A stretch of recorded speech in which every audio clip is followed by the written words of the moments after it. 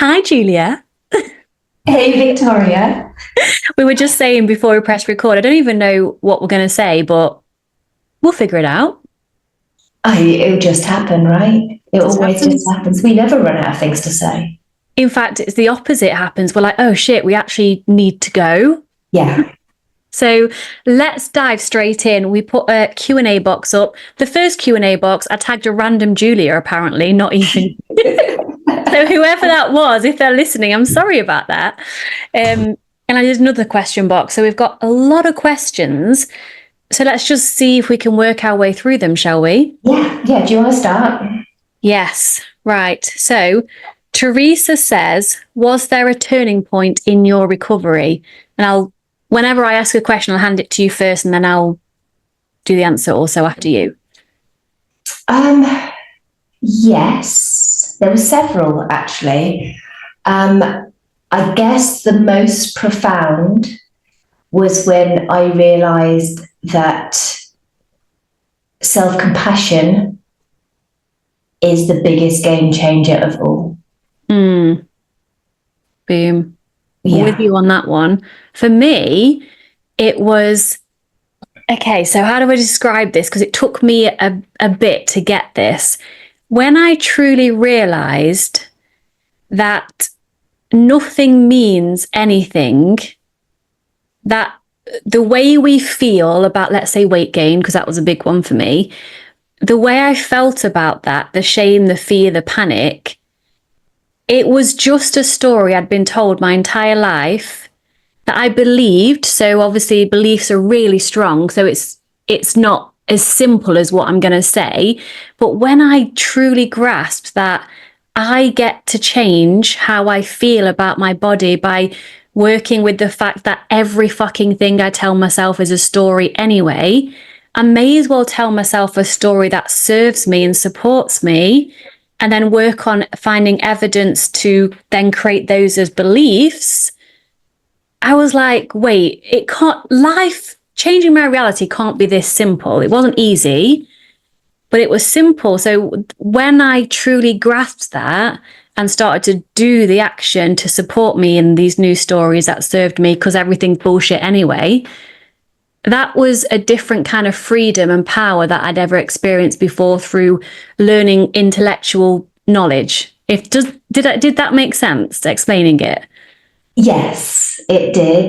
Because it's incredible when you realize that everything is a story. Everything we think about, everything is a story we've made up. Yeah, or been told by society, parents, that someone made it up at some point. Exactly. It's not God's truth that fat is bad.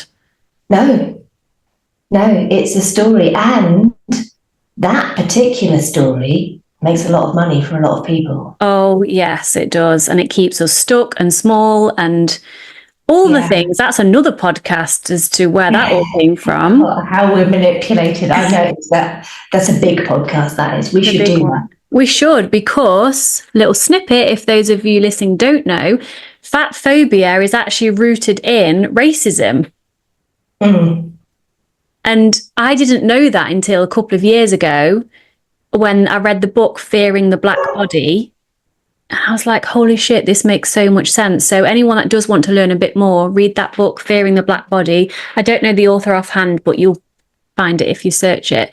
It just helped me to educate myself on why the stuff I was believing, where it came from and why. And then it was easier to start to dismantle these beliefs and then create new ones that served me instead.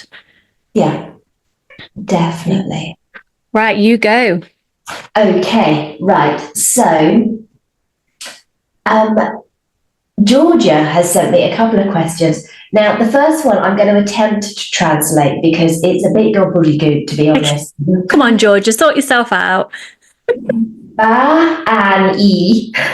Oh, right, that gobbledygook. As the longest thing to overcome in recovery. So I'm guessing what you're asking, Georgia, is what took the longest out of everything in recovery to overcome. Oh, okay. So shall we do the same thing where I just don't want to assume, I'm just answer your question. I mean, for me, it was overcoming the fear of weight gain. that's took me the longest. So I came so far with food quite quickly, actually, because I was like, right, whatever it fucking takes. If I'm scared of Nutella, I'm drinking that shit till I'm no longer afraid of it. And I'll just keep doing that with fear foods. I have a lot of courage naturally, so that did come easier for me. But with the body image stuff and the fear of weight gain, even though I gained weight and I was doing quite well day to day, I still had a fear of weight gain, even though I'd faced the fear by gaining weight. Yeah. So when I overcame that fear of weight gain, and I can't give you how in one sentence, because again, that's another podcast, that to me, as well as the meaning experience I gave you, what Teresa asked, true freedom, because I am no longer afraid of weight gain. How freeing is that? Hugely. So that's my answer. What about you? It's a great question. And mine's actually completely different. And it's something that I didn't know I had a problem with. And that is resting. Oh.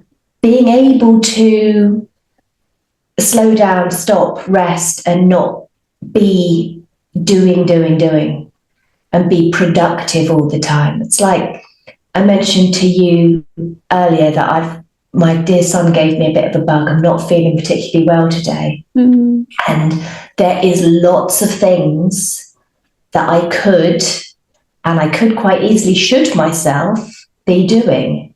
But I really don't feel particularly great. And so I haven't been doing. I have done some reading. I've had a couple of little snoozes.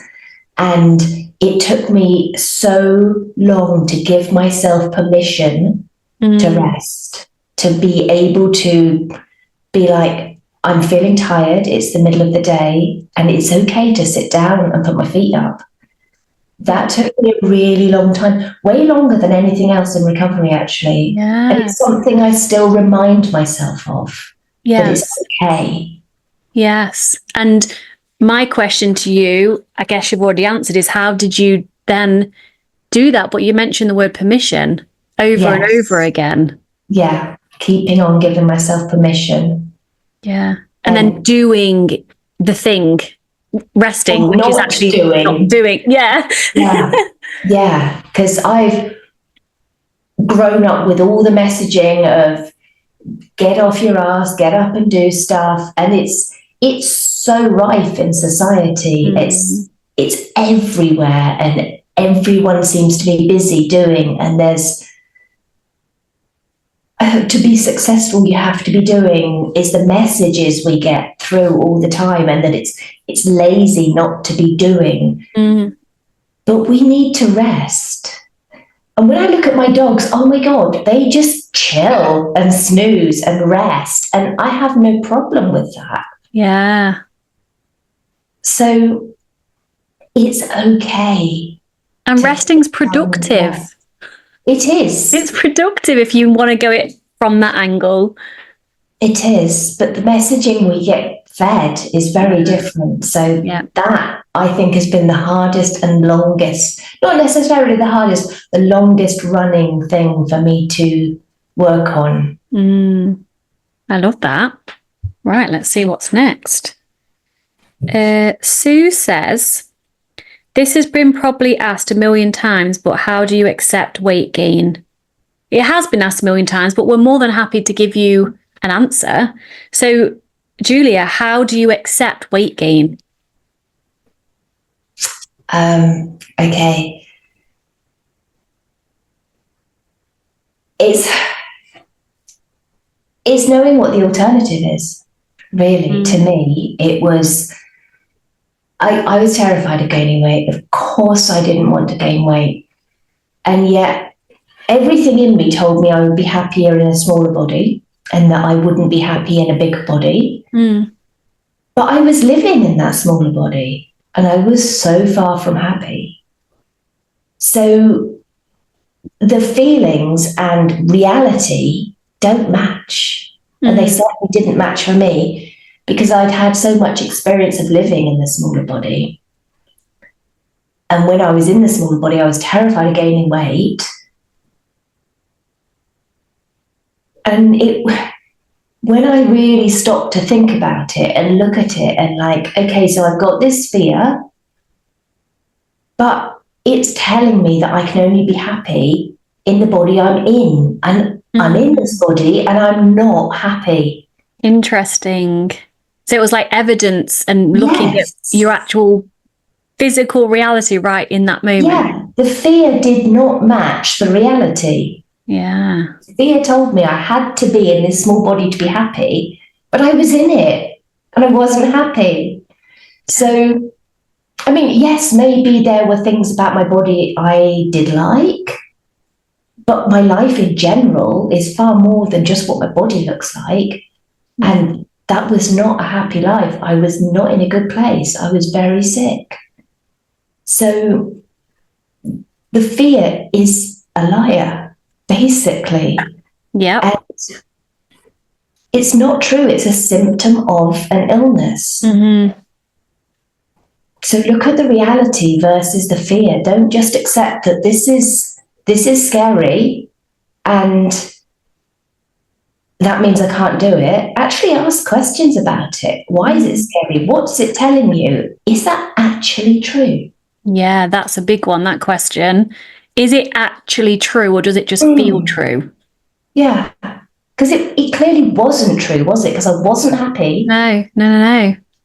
So interesting. For me, to read the question again, how do you accept weight gain? What came to me when I read that question first off was acceptance is stopping fighting with reality. So I looked in the mirror and instead of, I wish I was smaller, or why aren't I smaller, I hate my butt, like I was fighting with the fact that was I'd gained a lot of weight. Fact. No matter what reality you're looking at it from, whether you thought I was still thin or not, I had gained a lot of weight, full stop. That was a fact. So when I went at it from the factual information and practice again, going back to like not making it mean anything and just stopping fighting with myself, I wouldn't say I ended up at true acceptance, but I felt a lot more peace than suffering.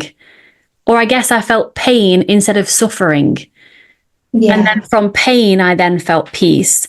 So for me, acceptance of the weight gain was meeting myself with brutal honesty, lovingly, and just stopping fighting that fact. And then, like you said, Julia, asking myself the question, okay, if I lost weight, what would I have to do? And how would I have to live to be smaller? And it always came back, the answer was an eating disorder. Yes. And I'm like, no, thank you. I do not want that. I've lived 20 years with that and I know what it's like and it's hell. Yeah. So what else could be available for me as I was working through the fear? So I guess our answers are similar and different, but it both comes down to, what's happening right now and what's the alternative and what do you want next? And what is reality? Right? We create that for ourselves. Yeah. So that's your turn now. That's what I would say, Sue, for that answer. Okay. Yogamas. How do you deal with the guilt after eating a fear food? Oh, nice one. How do you deal with the guilt? I wish I could give you a sing and dancing answer. You just feel it first. You feel the guilt. You stop trying to avoid the guilt, because that's what I used to do. Oh my God, I've ate this food and now I feel guilty. I'm not doing recovery right, or it isn't working, or I never get there. Well, of course you feel guilty because you've just eaten a fear food and you've not proven to yourself yet that it's okay. So first of all, welcome the guilt and feel the guilt. And then second of all, I would question myself, what is it I've actually done wrong? Yes.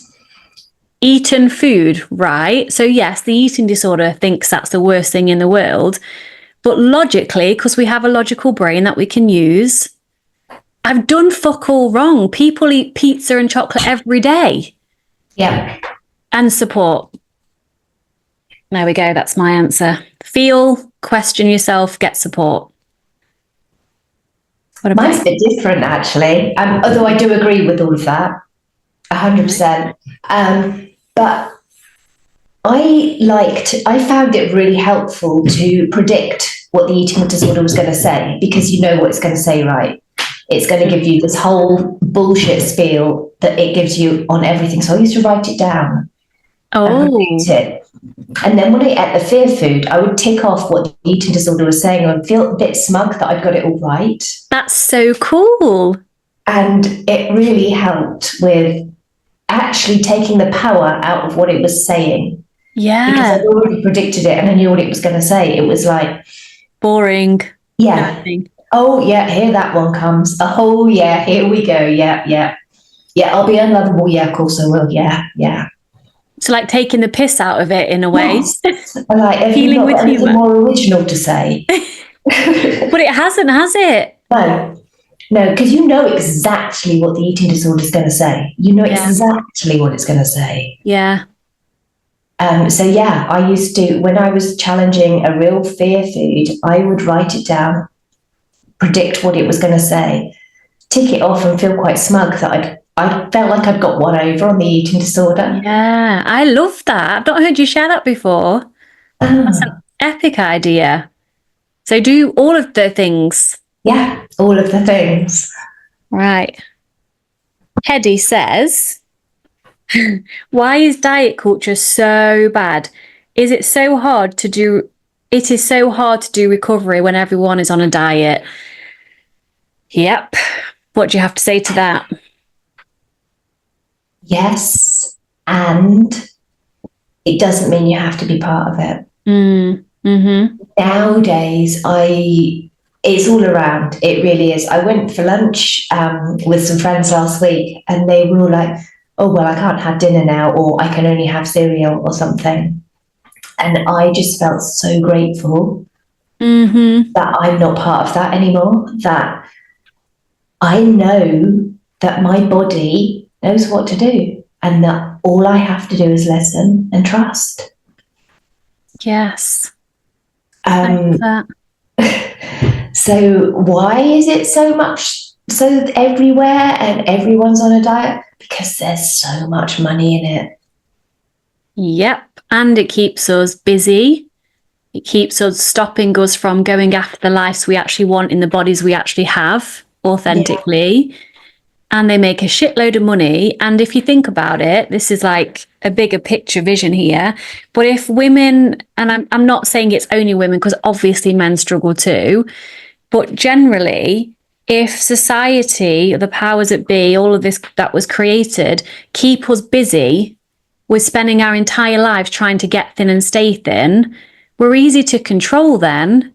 Yes. Because it's like hanging like a you know, like one of those carrot stick things, like to make the donkey walk. Would that even work? I mean, I know you see that in the olden days, but tangent, does that actually work? I don't know. We used to put trails of blueberries along the floor when the children were little and they would follow them. So maybe. But yeah, dangling that. It's like, here's another diet. Here's the next thing you need to look like. There was a political quote, and I can't even remember who it was by, many years ago, that said a hungry woman is a compliant woman. Oh, yes. It might have been Beauty Myth by, again, forgot the author, Beauty Myth, Naomi Wolf. Might have been. Maybe, yeah. It's true. Yes, it is.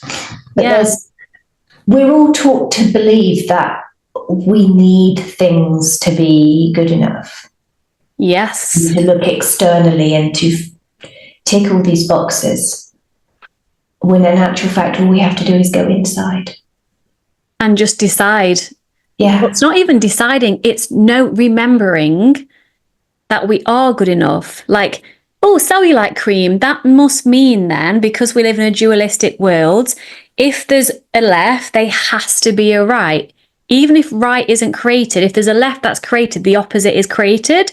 So cellulite cream obviously means well, cellulite must be bad then, because why would you have cellulite cream if cellulite was okay to have? So it's seeing it for what it is. And like you said, Julia, not choosing not to be part of that. And that gets easier, Hedy, over time. The more you are secure in your own recovery and your own self, I feel like Julia feels when I'm around people, which actually is very, very, very rarely, because I don't really have those people around me anymore. But if I'm in a large group and I notice it, I'm just so grateful. Whatever the fuck it is I want, whenever I want, in any amount I want. And I'm just so grateful. I feel sad for them a little bit, like not in a patronizing way, because I was that person too, trust me. But I so was I. Yeah, I just feel a bit sad for them, like they're stuck and trapped, even if they might not think they or know they are. Yeah. So I feel like I've answered mine with you at the same time. Yes. Whose turn is it? You go. I can't remember. You've got more questions anyway. I have. So Beat It to Live says, how do I tackle exercise addiction when I want to take care of my health as well? Oh, brilliant question. And yeah, that was this sounds like mean, but that was the excuse I told myself as well. And we do make excuses all the time. But the fact is, if you are not nourishing your body fully, if you are living in a restrictive eating disorder, if you are not giving yourself enough energy through enough food intake, exercise is not healthy. Nope. No matter what the doctors say. No. There's no way around that. Exercise is only healthy when you're in a nourished body and it's not there for punishment or to manipulate your body. And your body actually has the fuel and nourishment needed to move it.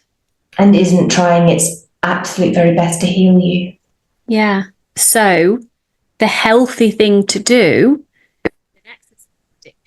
like my microphone keeps coming in and out, so I hope it does. Yeah, it's very annoying. It's all plugged in, like full well, Julia and me, but yours was, I think, even more severe than mine. The healthiest thing to do when you have an exercise, I want to change the word addiction to obsession, because addiction for me, this is just a personal thing, feels so permanent. So I'm going to... because I can and do exercise now. Yeah. I had to stop and take a big break. Yes. To heal my relationship with exercise. Exactly. So if you have a exercise obsession, then the healthiest thing to do is to actually stop exercising until you can bring it back in. And that takes me nicely. I'm sorry I've asked this, but this is like a perfect segue into another question that I've just seen on here. And then Georgia says, what movement during and then after recovery look like? So basically, what does movement after recovery look like? So how did you get from going cold turkey on exercise, even walking the dogs?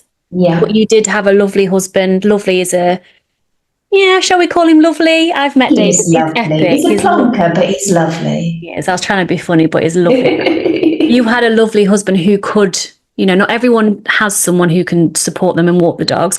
But for you, how did you go from addicted, in quotes, cold turkey, to now doing CrossFit and whatever it is you feel like doing?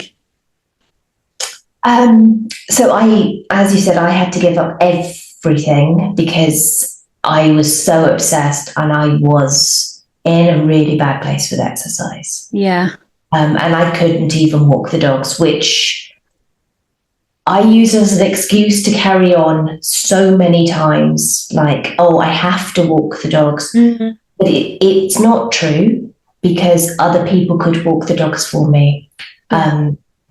So I think I took about a month off every single thing. And then I started to gently walk the dogs for short periods, and I gave myself a time limit. And I also walked with somewhere where there was a bench in the middle of the walk that I could sit down on. And so I made that my walk. And in on the bench in the middle of the walk, I used to do a really short meditation. Randomly, even if it was raining, people must have thought I was the local nutter. But that's okay. Because I wanted to make sure I was bringing myself back to the present and not be. It would have been very, very easy to be shoulding myself and telling myself I needed to do more, and that the dogs would benefit from more, and all this sort of thing. And then, so I started with that, and then I did go back to CrossFit for about 3 weeks. This was when you were still coaching me, weren't you? Yes, I remember. We talked about it a lot and agreed on that I could do 2 times per week and see how it went. And it was awful.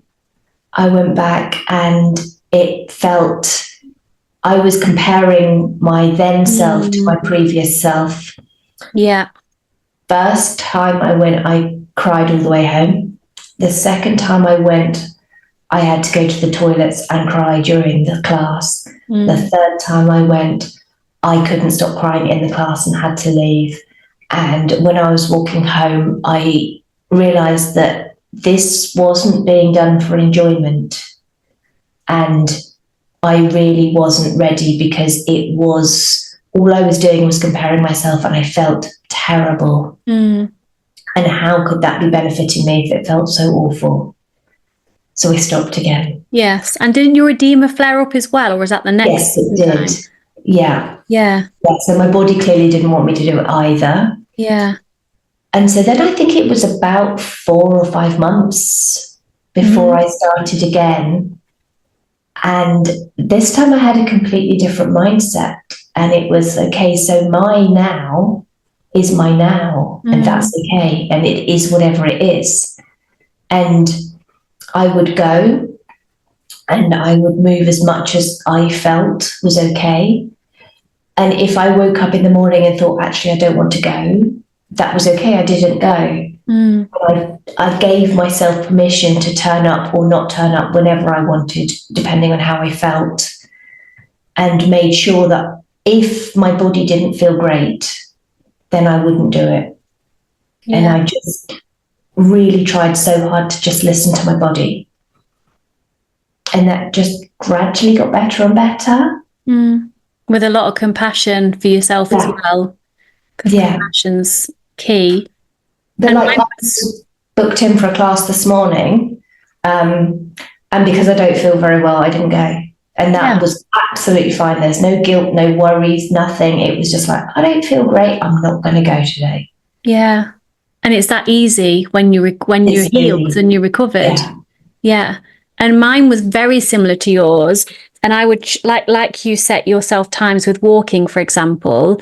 I didn't go cold turkey. If I'd had the right coach, I should have done. I don't like to use the word should, but it would have been more beneficial for me to have done that. I didn't.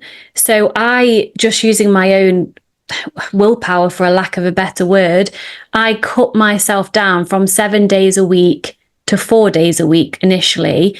And I didn't allow myself to do any HIIT, because my 7 days a week was like an hour and a half of HIIT, which is ridiculous because HIIT's supposed to be about 10 to 20 minutes. The benefits of the health thing. So I didn't allow myself, and this was like where I set boundaries and I just had to stick to it. And then I would challenge myself, little things like if I was going to do a 10-minute warm up on the cross trainer, I used to have to wait till that number of the time went to 10:01 and then I could get off. So I started to challenge myself to get off at 8 minutes 30. So it wasn't 10 minutes. And that was a big deal for me, because I had a big thing with like numbers and having to do the exact time and a tiny bit over. So I challenged myself to just randomly do 8.5 minutes or 9 minutes or 7 minutes. And by doing that and going through that discomfort, again, I was building evidence up that it's actually okay. I'm not going to die if I don't do 10 minutes when I say I'm going to warm up for 10 minutes. And then I had to practice with a lot of compassion because my body felt so different the bigger it was getting compared to what I was like. Yes. Doing burpees and even just like ab stuff, like there was stuff in the way. I didn't have a washboard stomach anymore. And I was like, oh my God. And then all the nasty thoughts would come. So I'd just have to breathe, have a little cry, and then just be nice to myself and be like, it's okay. And then I would stop halfway through an exercise video instead of having to do the entire thing. So it took a lot of kind of self-setting boundaries. But then as soon as I had a couple of weeks evidence of me being able to do that, it was then easy from there. And now I train 3 times a week, strength training with 10 minutes cardio at the end, and really happy with that. And like, if I don't feel like it, I won't go either. So it's possible, but like, you've just got to set boundaries with yourself and want recovery more than you want to stay in the safety of that exercise. Yes. And it's definitely not healthy to exercise if you are not fueling your body. No. No matter what society says. It's just not. Yeah, agree. Okay, so this is an interesting question from Emma. What are your thoughts on the glucose goddess? She has some anti-spike formula and goes on about eating things in a certain order for blood sugar levels. Mm-hmm. I've heard of the glucose goddess. I think I was listening to a podcast ages ago and she was a guest on there. And I wasn't fully recovered at the time, but I remember checking her out, and I didn't order her book, but I remember seeing it. And from what I know about her now and like the gist of what she's doing, I would say if you are recovered enough where you can eat unrestrictedly and the eating disorder isn't trying to latch onto any single thing that might suggest restriction, what I help my clients with, depending on the client, typically binge eating clients who aren't currently in restriction, everyone's different. There's nothing wrong with balancing blood sugar, but there is something very wrong with restriction. So I don't know if this glucose goddess is talking about restricting specifically, or whether she's simply saying what I would say, and that is, if you are genuinely concerned about blood sugar management, then let's say if you're eating a sugar or a simple carbohydrate, add in fats, protein. So let's say that could look like, say if you were going to eat a chocolate bar, have a massive dollop of peanut butter as well. And that's when you really get to know if you really care about blood sugar or if you're still afraid of calories. Because having the sugar in the chocolate bar and then adding in a massive dollop of peanut butter that's got, fats and proteins in, if that feels good for you because you're genuinely balancing your blood sugar, because that's what it will do, or if you're like, oh my God, I can't do that because that's adding in extra calories from the peanut butter, that's when there's more work to do around allowance with food in general. So yes, blood sugar management, if that's important to you, if you've got a health condition, great, but that does not involve restriction. So that's my answer to, again, I don't know exactly what this glucose goddess is saying, but I assume it's probably going to be a bit restrictive. I don't know though. If she's on about an order of things to eat it, if that feels good for you and that doesn't feel restrictive, do it. If it feels restrictive to have it in a certain order, don't do it. It's about the why, isn't it, behind it? I agree. And I also believe that our bodies tell us when we can tune in. Our bodies tell us what we need. And if we listen to what our body is telling us, then we don't actually need to follow any of these plans because our body knows better than anything. Absolutely. I remember eating, I was in Blackpool of all places, standard. And I remember spending, I think it was £25 English pounds on fudge. And in one go, I ate this 25, and I'm talking currency, so this was a shitload of fudge. I was in the eating disorder, obviously, because that's why my body needed and wanted that much sugar. But I remember eating it, and then afterwards, I literally felt I mean, I've not taken drugs before, but I literally felt like I was on drugs or something, because I had that much of a sugar high and I felt dizzy, even though my body needed that, because we want what we need. Reflecting back, I wasn't able to do that very well because I was in the disorder, but let's say that wasn't disordered. I ate all that and then it happened now. Reflecting back and how I felt physically, I would make a decision. Next time I get fudge, I'm also going to have it after a meal, or I'm going to have some kind of food, protein, fats, whatever, with it to stop me from feeling that weird, that wasn't nice, sugary high. So we also learn from the biofeedback that our bodies give us if we don't judge the shit out of ourselves for doing the behaviour. Yeah, it's like if I eat chocolate in the evening, which I frequently do and I enjoy, if I take the whole great big bar and eat it mindlessly whilst watching TV, which is, I mean, let's face it, really, really easy to do, and I'm not listening to my body because I'm mindlessly eating, then my body will, within about an hour, start giving me a massive sugar high, and I will feel really quite unwell and I won't sleep. Yeah. Whereas if I put some in a bowl and then eat it, and then check in with myself when I've eaten what I've had and said, am I satisfied? Do I want any more? And if I do, I'll go and get more. No judgment, that's okay. But it just gives me that break to check in with myself to say, how do I feel? Yeah. And then I can tune into my body and listen to my body much more. And when I do that, honestly, I don't need any of these following things in a certain order, because my body is so smart. Absolutely. For that one. Right, let's see what time. We're doing good for time. Impressed. Oh, we are. We are. Let's see. All in recovery, Mel. Is it wrong you want to shape your body in recovery? I think, unless you probably know what she means by that, in my interpretation, is to try and gain, this is my way of thinking, and I'm curious what yours is, to try and either go to the gym or to try and manipulate her body in a certain way somehow in recovery. Yes, what came into my head then was probably some form of manipulation through exercise or something. Is it wrong? It depends on the reasons you're doing it for, to be quite honest. I would say that, is that making you feel good? Is that taking you closer to the person you want to be?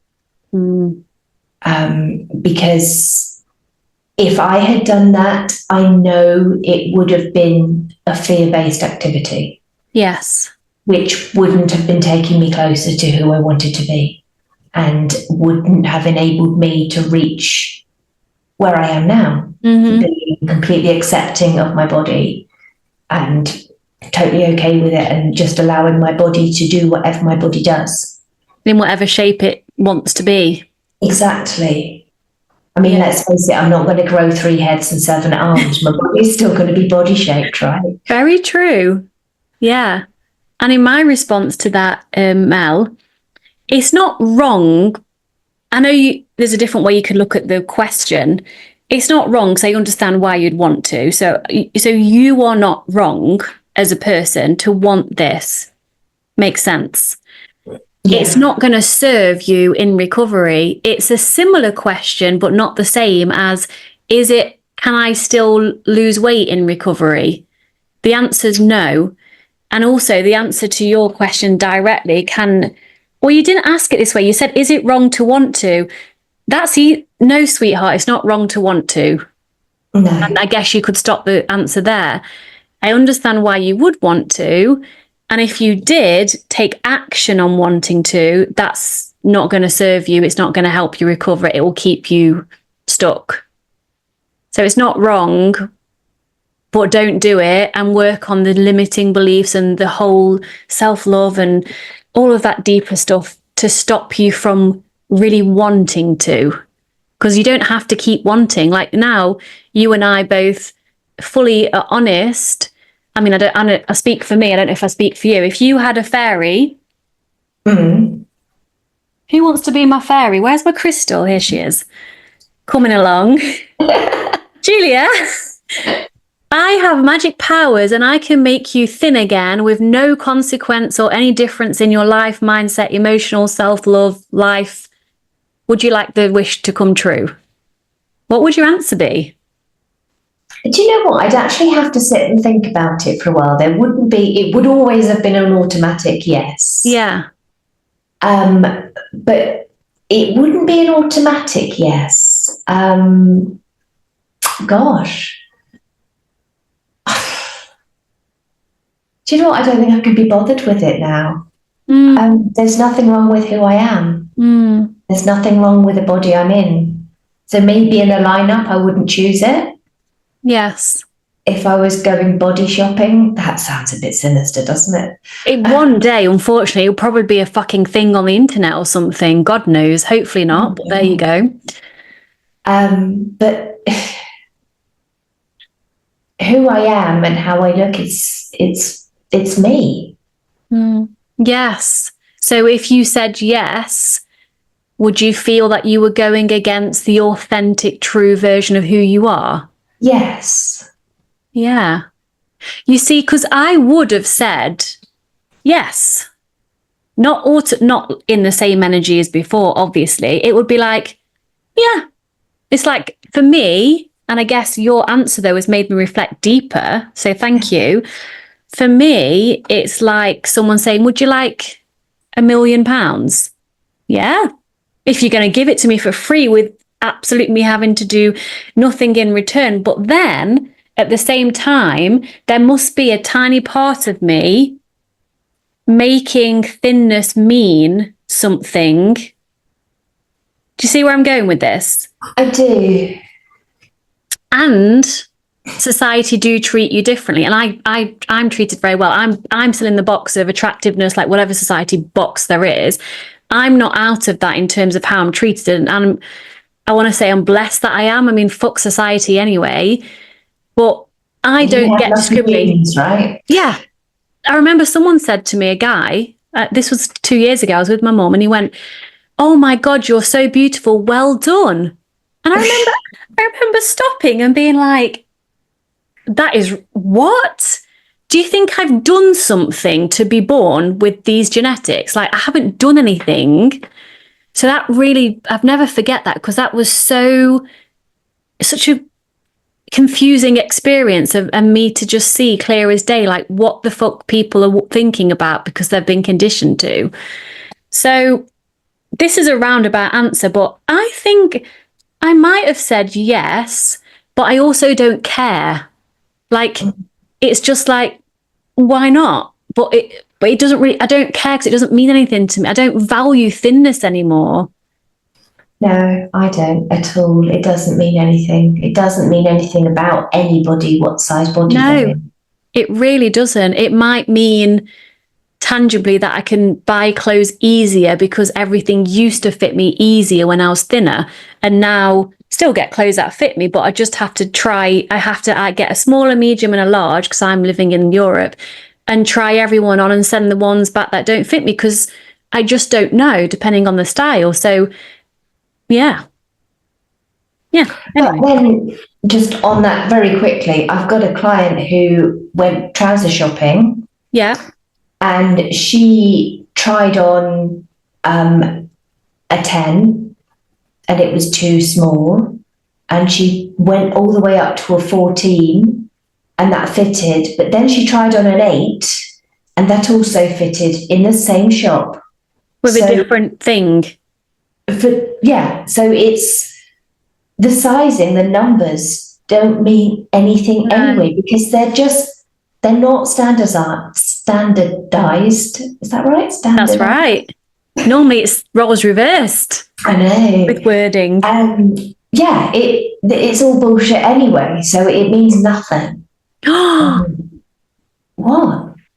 We've not even hold on, we have. Have we recorded this? We are, I'm sure. Sorry. I just literally had, because I couldn't see my little record. Yes, it's recorded. Definitely. You mark it. I was like, wait, we're having these epic conversations. The whole point is, okay, ignore me, continue. Sorry about that dramatic reaction. Oh my God.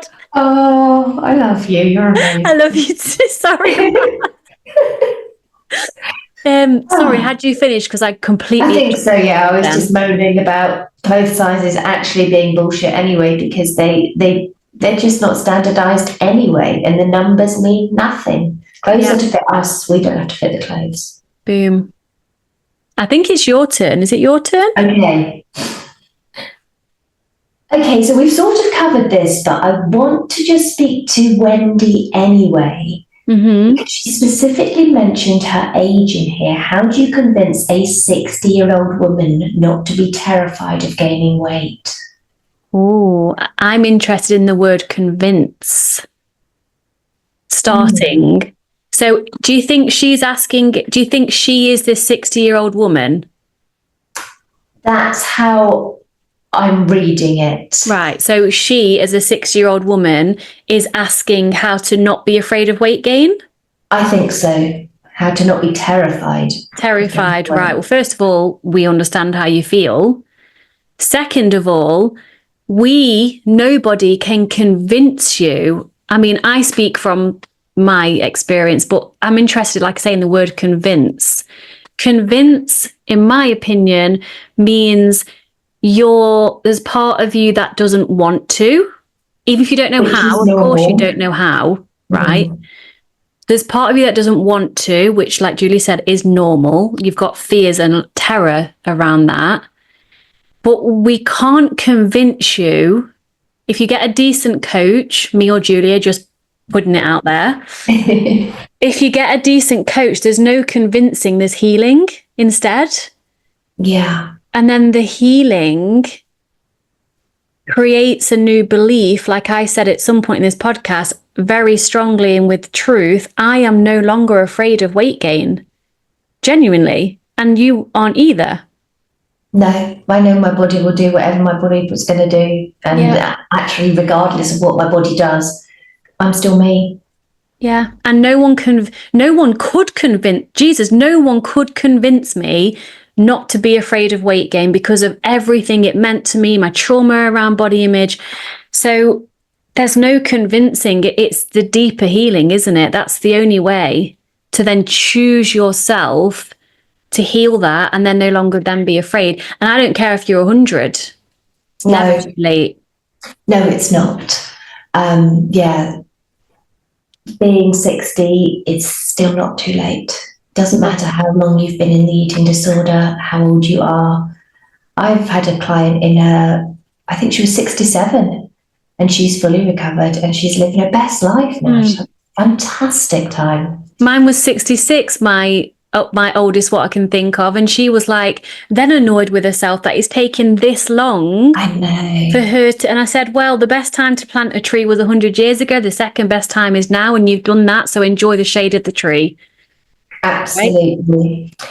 And the fear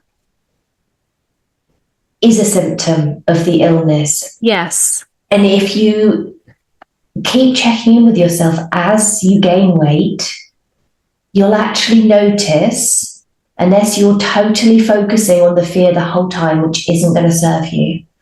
But when you check in with yourself, nothing's changing in your life. Maybe your body's getting slightly bigger, but the world's not ending. It's not exploding. People aren't running away from you, screaming, going, oh my God, she's gained 3 pounds or whatever. Yeah. So it's a case of you don't just wake up and suddenly you're twice the size. No, it happens gradually. And just keep noticing that, yes, you've gained weight and everything's still okay. When you allow yourself to see that. Yeah. Yeah.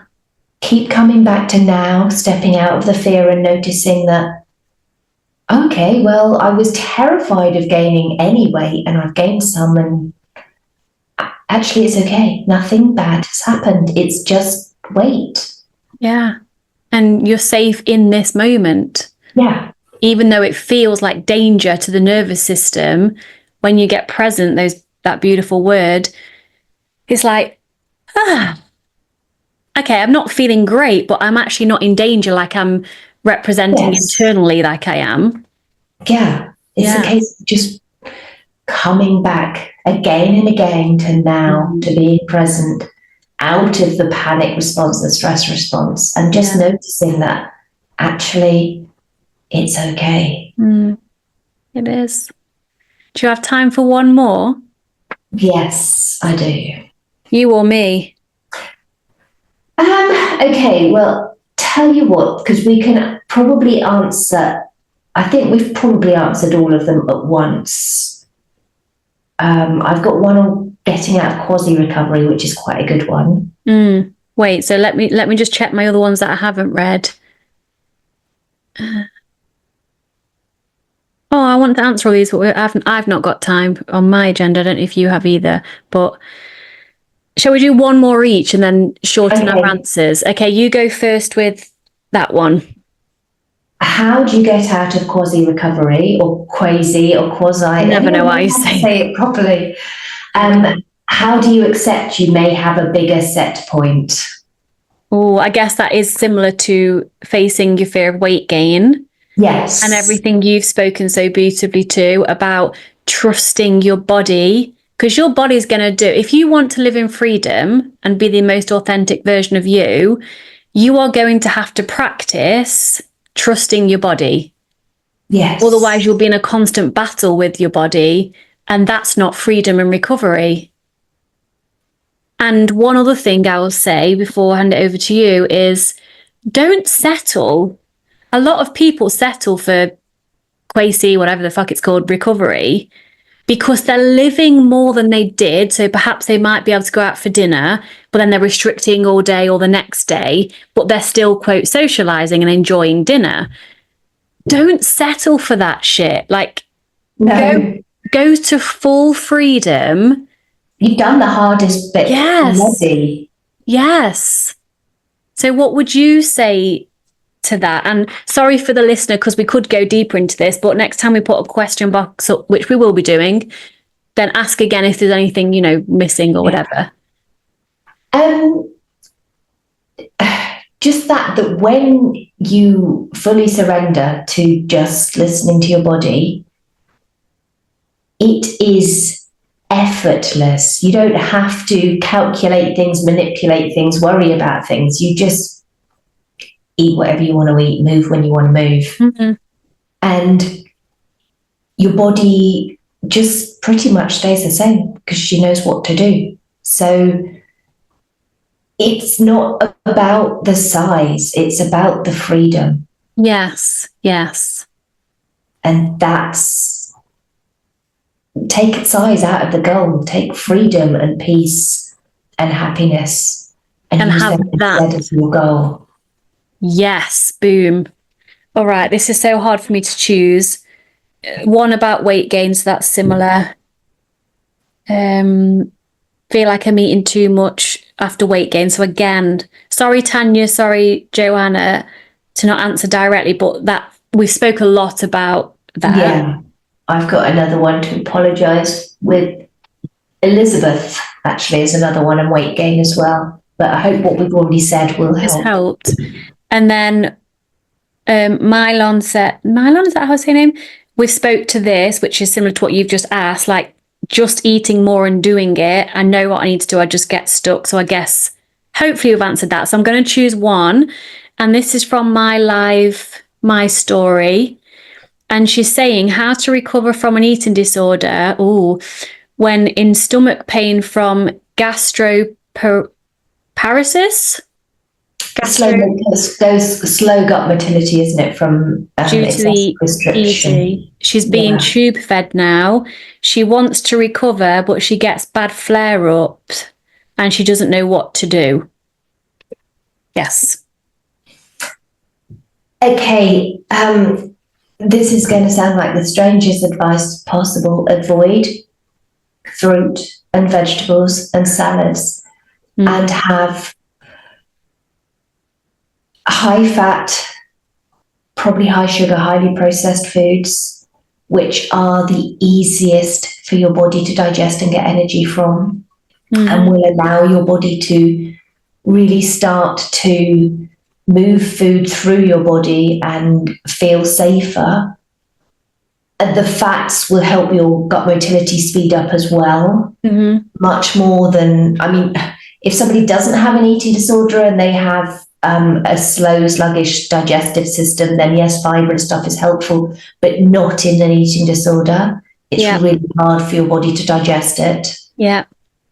So yeah, have the fats, have the processed food, have the high sugar, and be kind to yourself and rest. And perhaps to begin with, as your body starts to settle, have small meals very, very frequently, so you're not overloading your system with big meals at once. So still having the same amount of food, because that's really important. Yeah. But spread over a longer period. Yeah. I agree with every single thing you've said, and I would add in, and I'm making a face because it's not what she'll want to hear, it's with support if possible, going through that extreme discomfort and the pain, because what I'm hearing her say is in the questions is has been avoiding the discomfort because of a valid reason. But again, the same with a fear, an emotional fear, the only way to the other side is through. And so even though it's so shit, there's no way around that. There's no, it is. And you can handle it one day at a time. Julia says some practical, tangible advice in terms of the eating, and you will feel a lot of discomfort and it will pass. Yes. So it's being in the discomfort emotionally and physically. And that's why I said support, because it's hard, but you can do it. Yeah. Yeah, definitely with support. I mean, I had some horrendous gastric issues and stuff, which you supported me through, didn't you? I remember you being like, the first time you sweared, I think it was like when you said, what the fuck is the point in eating? Because I'm on the toilet too, like 10 minutes after.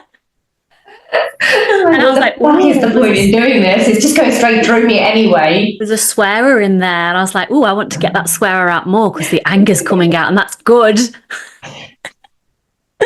So yeah, I mean, as always, you and I absolutely love doing these podcasts. Like, we do. Just speaking to you anyway, as my bestie, is a gift.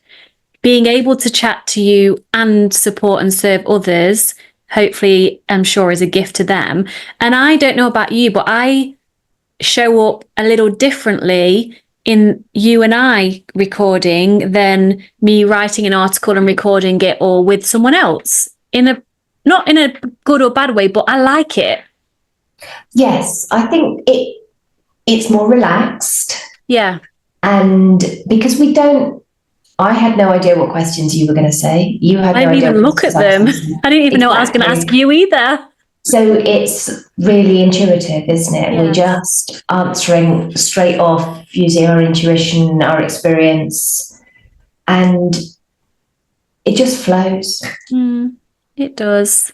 And one of my mantras that reminds me in recovery, towards the end of recovery, and I say recovery, I'm continuously developing myself personally and spiritually, but one of my mantras was let it go and let it flow. Let it go and let it flow. So that was helping me to learn how to surrender and not be a control freak, basically. Yeah. Let it go, let it flow. Surrender is a very important word. It is. Hugely important. Life is not meant to be as hard as we all make it. No, exactly. If we just let go and be ourselves and do what makes us happy from a place of love, not fear. Yes, yeah, true. Then it's easy. It is, and it gets to be simple. Yeah. Humans love to overcomplicate things because then it makes more sense, and we kind of are like, right, if it's really hard and complicated, then it makes sense. Then I can accept that I can then be happy at the end of it or something. That's how I used to function. But it gets to be simple. Stop overcomplicating it. Eat unrestrictedly. Be kind to yourself. Work on yourself spiritually and personally, and learn how to communicate in relationships and ask for your needs to be met and set boundaries. Yeah. Done. Then you're sorted for life. And listen to your body. Yes. Not just with food, with rest, with temperature, with your body is so wise and so smart and so clever. Yeah. I mean, it just blows my mind how clever our bodies are. It's amazing, isn't it? It really is. So let's start me and Julia are working on this constantly, but let's start acting like it is, because it is. Yeah, it's incredible. And thank you everyone for being here. And on Spotify now, you can give you can say stuff, can't you? Can you? Yeah, you can check your thing, because you might have notifications you've not replied to. I've got quite a lot. It's a new thing. So let us know on this new thing what you think about our episodes. I know like most of you love them, but any new listeners, welcome. And if you like Julia and I together, we've done quite a few. If you go back and look at the thumbnails, there's always a picture of us two together. So that gives you a clue as to us two doing it together. And we'll do another one very soon. Absolutely no doubt. And I get to see you this Saturday. I'm so excited. So excited. I'm so excited. I'm going to England and Julie's coming around on Saturday, and then we've got an event together on Sunday. It's very exciting. It is very exciting. So listeners, love you loads. I'm going to stop recording. Yes. Say bye to Julia separately. See you next week. Bye. Bye.